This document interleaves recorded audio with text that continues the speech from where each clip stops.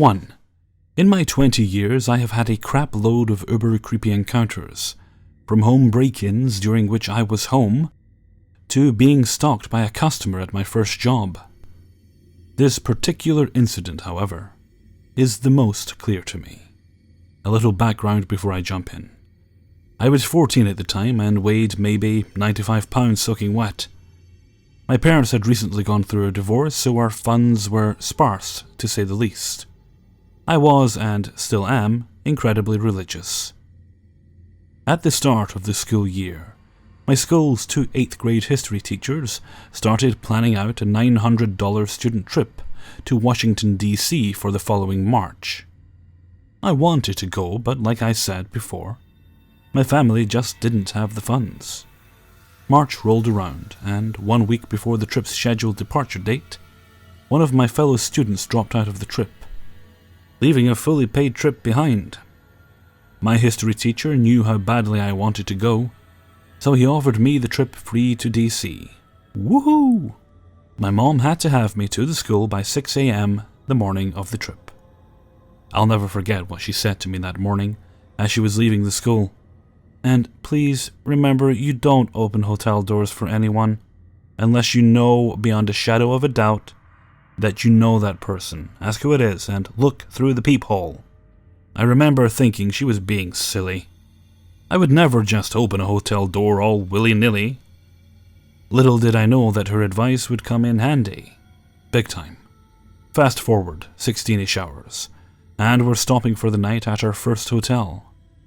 It's important to note that the girls were on the 3rd floor, the chaperones on the 2nd floor, and the boys on the 1st floor. My 3 roommates and I stumbled into our room at the end of the hall, half awake. At 11:55 p.m., someone knocked on our door. I followed my mom's instructions and called out, "Who is it?" and then checked the peephole to see the head female chaperone. She just wanted to remind us all that the lights out was 12:15. and we would be meeting in the lobby at 7 a.m. Okay, cool. 1:30 a.m. comes and I'm still wide awake, reading while the other 3 girls are watching the Texas Chainsaw Massacre. Smart. We were all enjoying ourselves, granted a little on edge due to the movie, when someone knocked at the door. What? I very calmly got up and said, "Who is it?" No answer. I said, "Who is it?" Still no answer. I looked through the peephole just as a tallish, white, odd-looking strange man was walking away. Maybe he just had the wrong room. I told my friends it was no one, just our imaginations because of the movie. I did not mention the man. I didn't want to freak them out. I went back to my book. They went back to the movie. Not 10 minutes later, there's another knock at the door, but this time it was followed by an instant jiggling of the door handle. We all looked at each other, and this time I did not go to the door. I said a quick prayer and grabbed a chair in the room, dragged it up to the door with the top of the chair under the door handle, and piled up our 4 suitcases on top of it as best I could. Stupid me figured that'd be enough, so I didn't lock the deadbolt.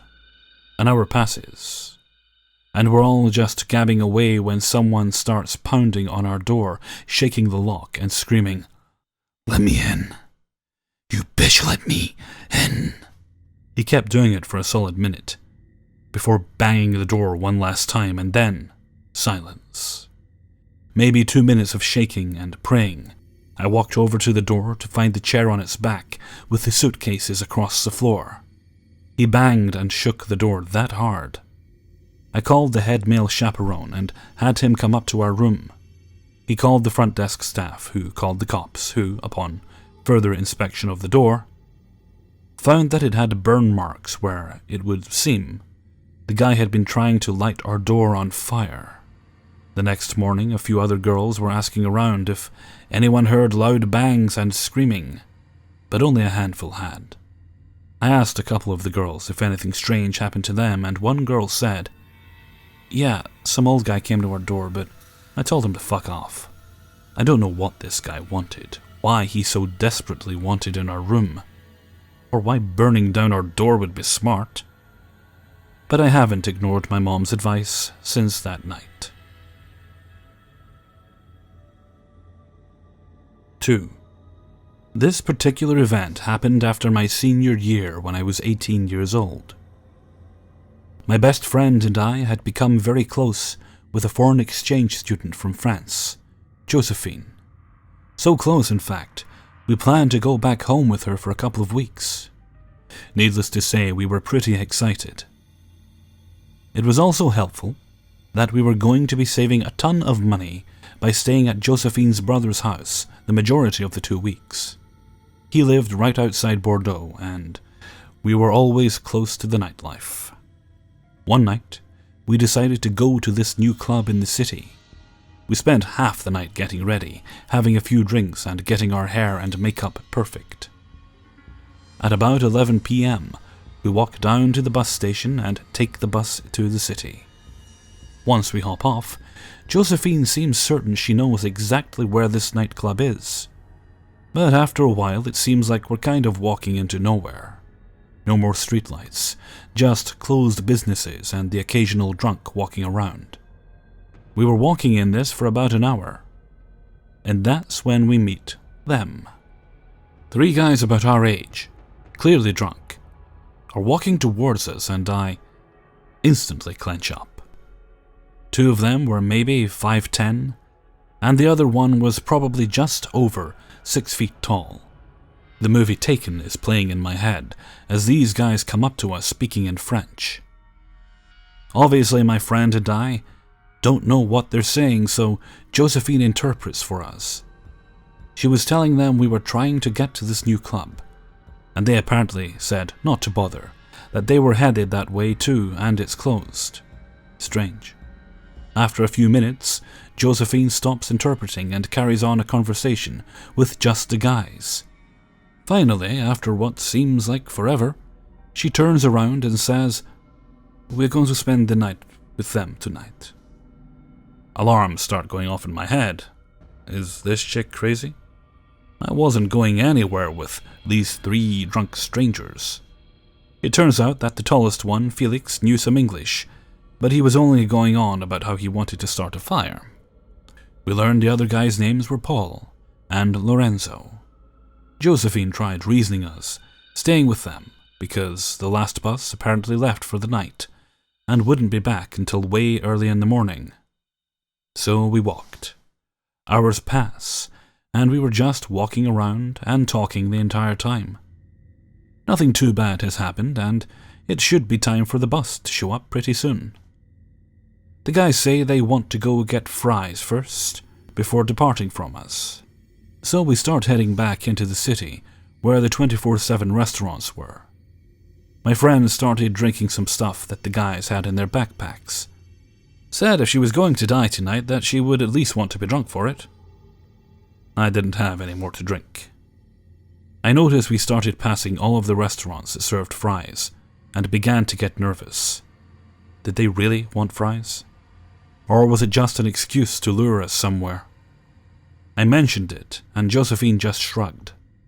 Minutes pass, and we are down a dark alleyway. We all sit down and just talk. I sit with my friend on a bench, and Josephine and the guys went behind a dumpster to the left of us for a minute to smoke some pot. We were still near the entryway of the alley, so I think they didn't want to get caught. Although I was still just waiting for something bad to happen, which it did. At this point, they have been behind the dumpster for maybe 5 minutes. Down the alley, coming from the right side, I notice there's a figure walking towards us, clearly a man. I didn't think too much of it, until I noticed that he wasn't just walking down the alleyway. It looked like he was headed straight towards me and my friend on the bench. Slowly at first, and then the footsteps got heavier and quicker. He was definitely headed towards us. All I could do is grab onto my friend and just stare at this man coming straight towards us. I was literally frozen in fear, as was my friend. The man was maybe 15 feet away, when the guys hear something and jumped out from the dumpster. They ran over to the man while Josephine stood still, frozen as well. Felix stood in front of us with his arms out so that the man couldn't get any closer. He's yelling something at the man, and, of course, I don't know anything that was being said. But the man was going completely mad and tried to hit Felix. He blocks it, but the man doesn't give up, continuously trying to hit or shove him. Paul held the man back, and Lorenzo yells at Josephine, probably something along the lines of, "Come with me." And we all start running, following him while the other two guys are holding back the man.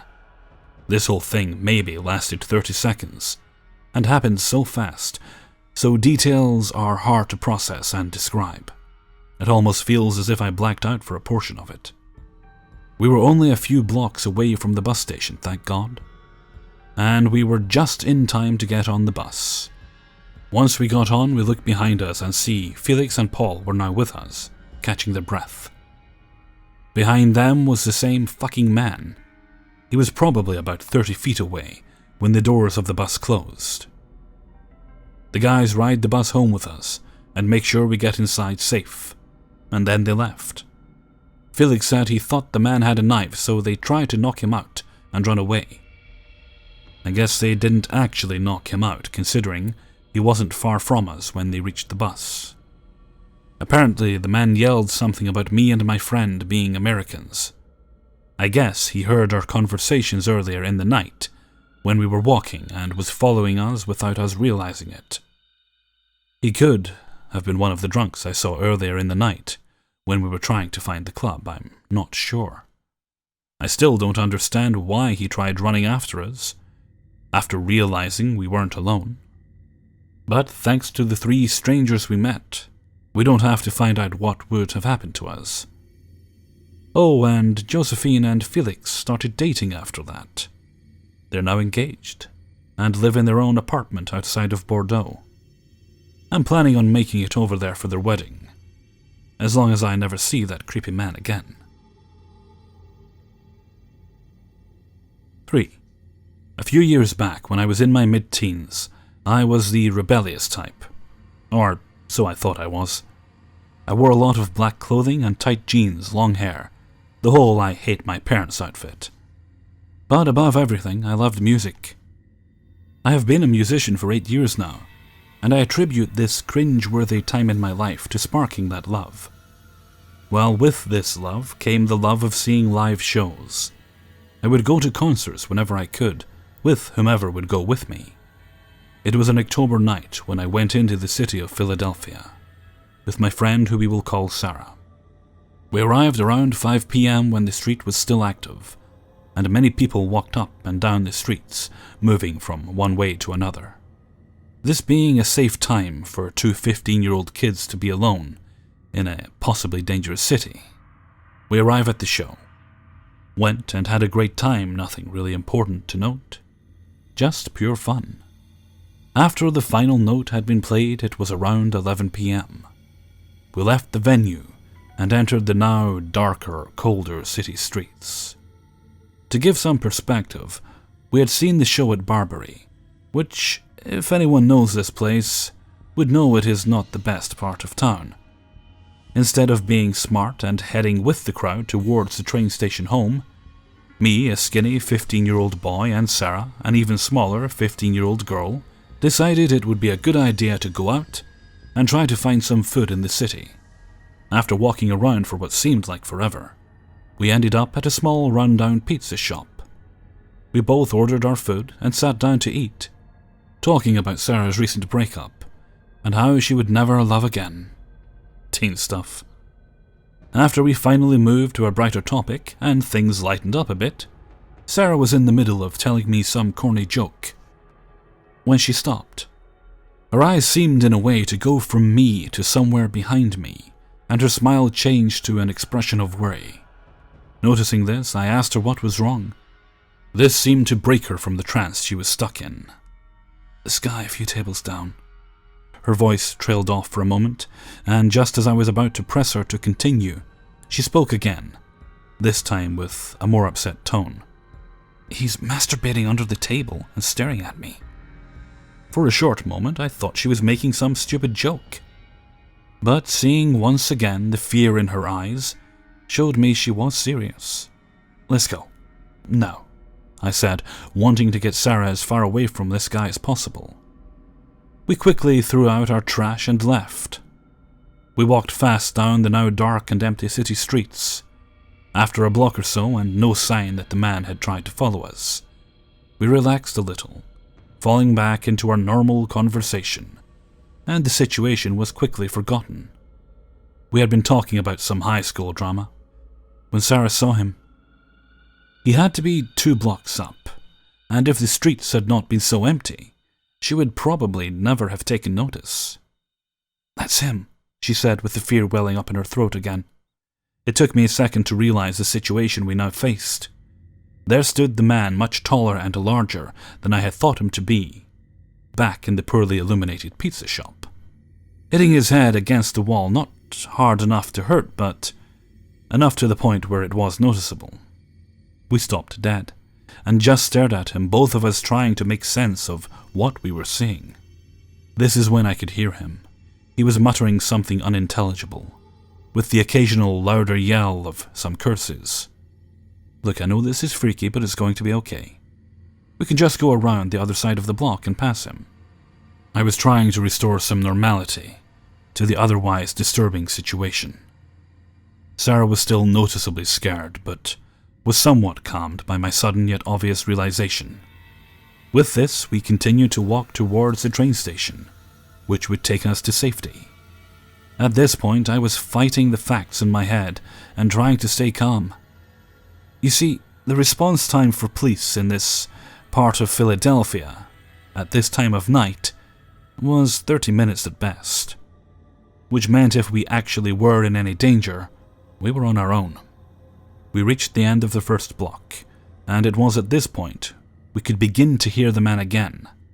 Now much more clear, we could make out more of what he was saying. He was talking to himself in an angry tone, seemingly pissed about messing something up. "I should have done it," he kept repeating. At this point, we were beyond freaked out, and I wanted to get home and remain unseen. We grew closer now, only a few feet from him, but on the opposite end of the block, when the man grew violent, hitting his head harder and yelling louder, "I should have done it!" over and over again. Sarah, who now had tears welling in her eyes, let out the faintest scared yelp, and the man stopped cold and grew instantly silent. We heard him turn, then laugh ever so slightly, and start running away. Thinking quick, I realized he wasn't running from us, but instead to the top of the block so he could cut us off. I grabbed Sarah by the wrist, hard, and pulled her behind me as fast as I could to the other side of the block and up the street. This is when we heard him yell, "I won't hurt you if you let me fuck her." I shoved my other hand over Sarah's mouth so the man couldn't hear her sobbing. Thank God the man turned the corner onto the other side of the block. This gave us just enough time to rush by. When the man realized we had passed him, he became more angry and started searching frantically for us. Being city streets, there was not many good places to hide. I was not trying to stray from our path because getting lost around here with this guy was not an option. So many things went through my head as we ran. Who was this guy? How did he follow us? And better yet, how did he manage to get ahead of us? We ran until we reached the train station. It was empty. Once we caught our breath, I checked the train schedule. By now the time was 12:05 and the next train wasn't out for 30 minutes. This gave us no comfort, for this guy found us before, and now, if he found us, we would have nowhere to hide. Sarah and I stayed silent, hiding out of view as best we could. I held her in my arms, trying to calm her down. We sat alone on the flat floor. The silence turned every slight noise into the monster of a man we now hid from. Just as the train finally came into sight, there he was walking down the stairs to our platform. We stayed hidden as we saw him get on the train. Once we knew he was on, we ran on a few train cars down and sat. We had 4 stops.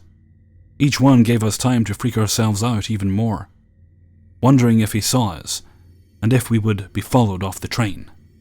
At this time, as soon as I could get connection, I called my dad, telling him he needed to get to the train station as soon as he could, and explained our situation. My father, being a good man, understood, and in turn may have saved us. The train pulled into the station, and we booked it off, and down the stairs to the bottom floor. This is when we heard the man again, now chasing us down the stairs, growing closer every moment. We just made it through the doors without being had by the man. When he saw my dad's car, he ran the other way.